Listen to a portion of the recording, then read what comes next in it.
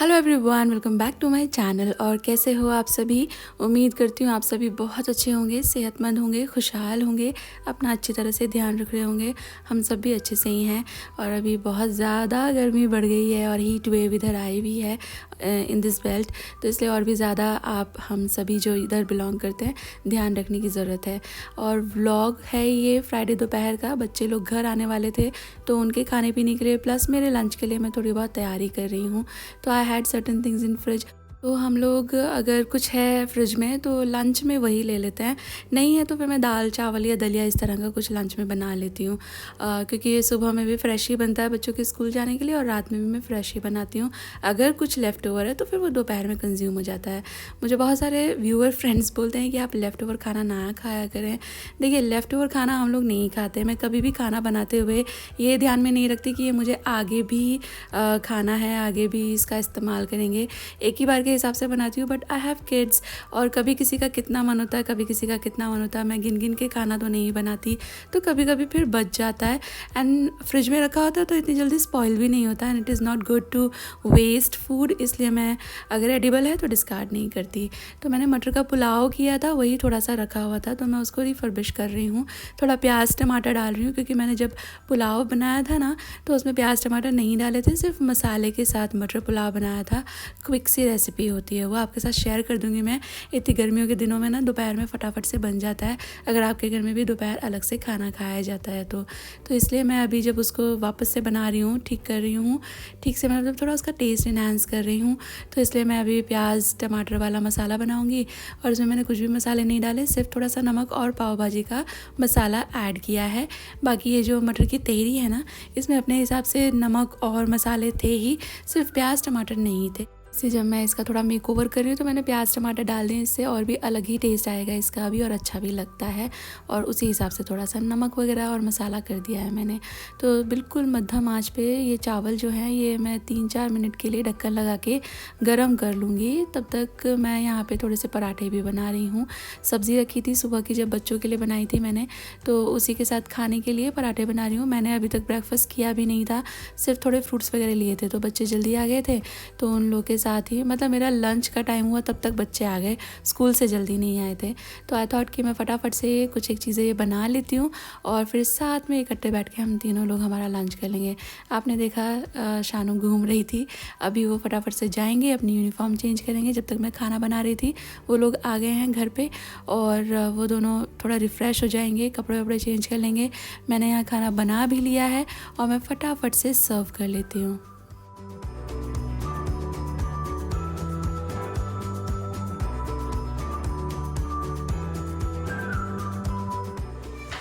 लगा लेनी चाहिए थी शर्ट, मैं जीत जाती सुबह सुबह। मैं शर्मा जी से एक शर्ट जीत चुकी हूँ सुबह सुबह। बाद में हम लोग जा रहे हैं कहीं, हमारे घर वापस लाइट नहीं है, आप देखो, और आएगी भी नहीं आज पूरे दिन। 4-5 बजे। तो ये थॉट कि संडे भी है, चलो कहीं थोड़ा सा घूम लिया जाए। पसीने आ रहे हैं, मुझे भी पसीने बह रहे हैं।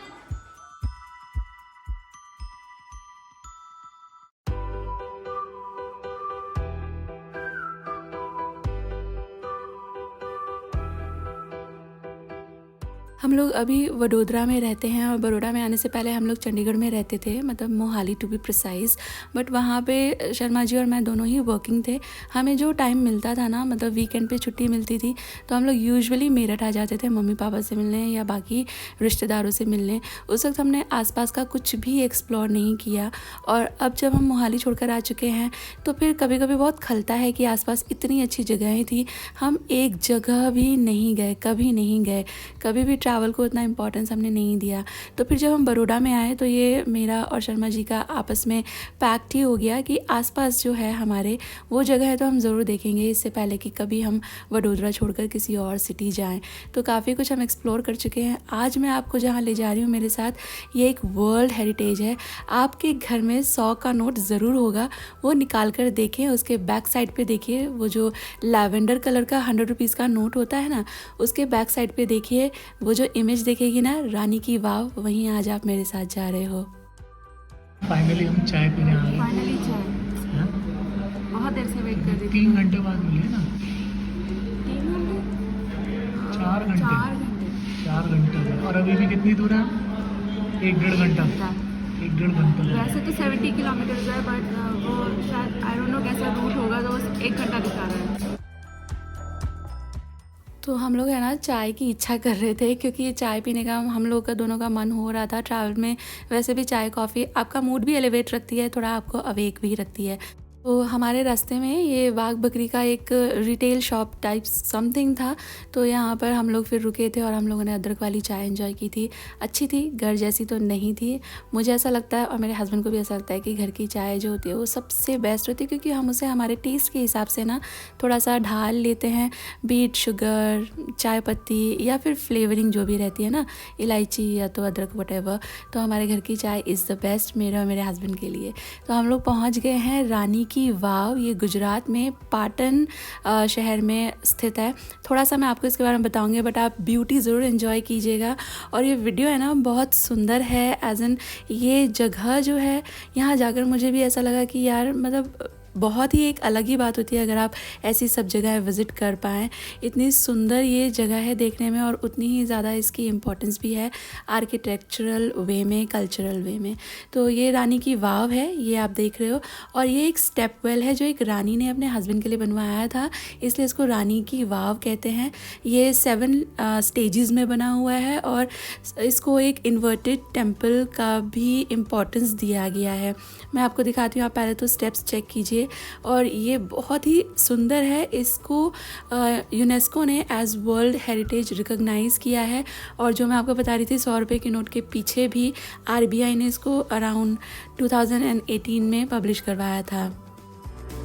और ये जितना ज़्यादा सुंदर है ना उतना ही क्लीन भी है, इसको क्लीनलीनेस के लिए भी रिकॉग्नाइज़ किया गया है। इतनी सारी अच्छी बातें इसके बारे में पढ़ने के बाद तो फिर बहुत मन था। शर्मा जी तो कई साल से कह रहे थे कि हम रानी की वाव होकर आते हैं, बट हमारे घर से थोड़ा सा ज़्यादा ही दूर पड़ता है, इसलिए कभी हिम्मत नहीं हो पाई।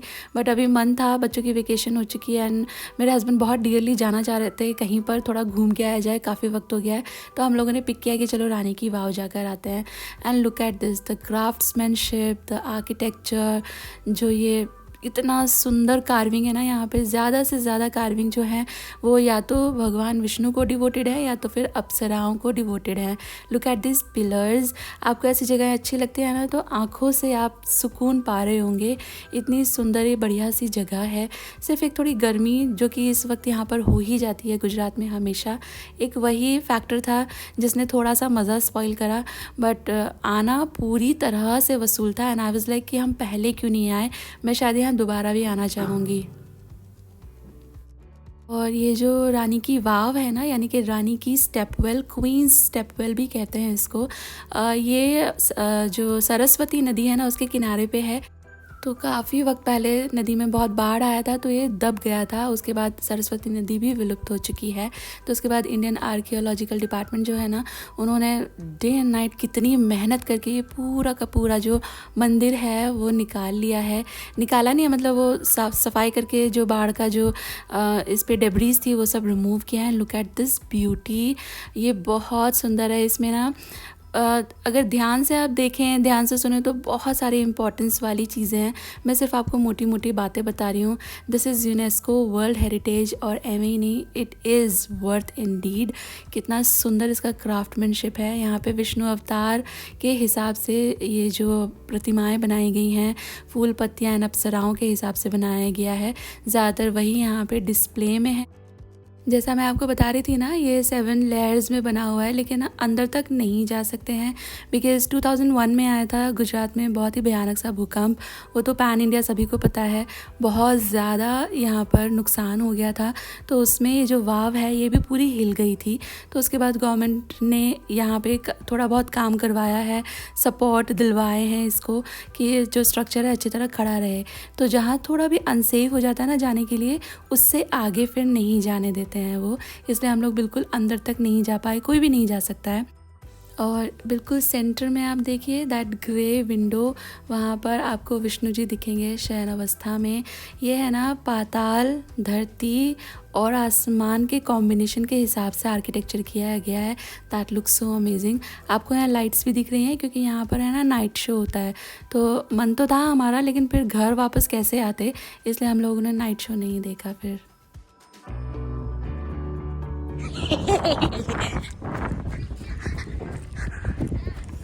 हवा नहीं लग रही इधर तुम्हें? हाँ। है ना? गर्मी थोड़ी ज़्यादा ही थी तो हम लोग वाव देखकर फिर आगे थोड़ी देर घास में बैठे और इतना अच्छा लग रहा था ना जैसे हम पिकनिक मनाने आए हैं। मुझे आइडिया नहीं था कि ऐसी जगह होगी, वरना थोड़ा सा पिकनिक के हिसाब से आते और भी ज़्यादा टाइम लेकर आते। थोड़ी देर हम लोगों ने बातें की, बच्चे तो इतना अच्छा फील कर रहे थे, स्पेशली तो सानवी को बहुत ही मज़ा आ रहा था। थोड़ा बहुत खाने पीने का इंतज़ाम भी है, ये पानी वॉशरूम वगैरह भी आपको यहाँ पर मिल जाएंगे।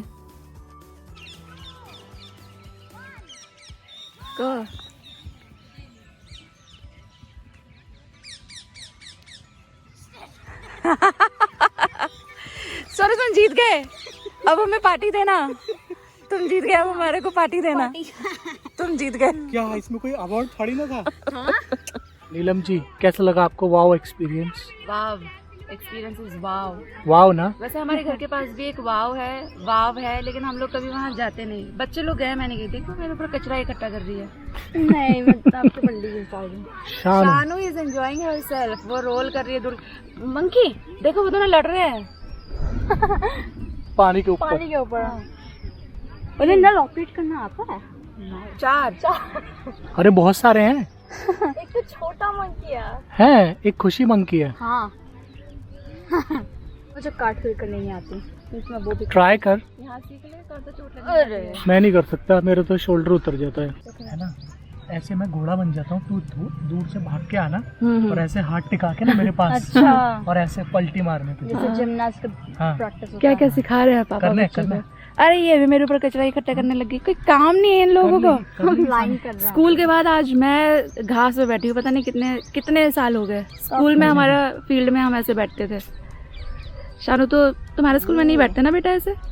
सिर्फ असेंबली के वक्त बैठता है, और वो भी मिट्टी में। ऑसम, मजा आ गया यहाँ आके। चलो चले बच्चों। हाँ चल।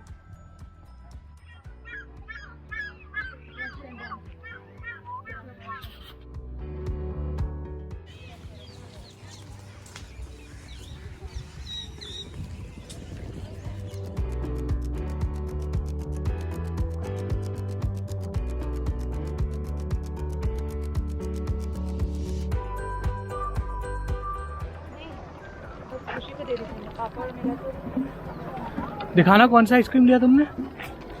वाह, ये आपकी दीदी का ना? Forever love mango Dolly. इधर कितना फीस लिया था हमारा entry fees? 40 rupees. Yes, 40 rupees fees है यहाँ पे।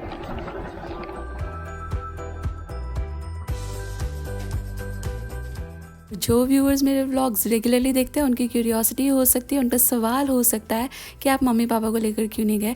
तो मम्मी पापा को हम कहीं भी जाने से पहले हमेशा पूछते हैं।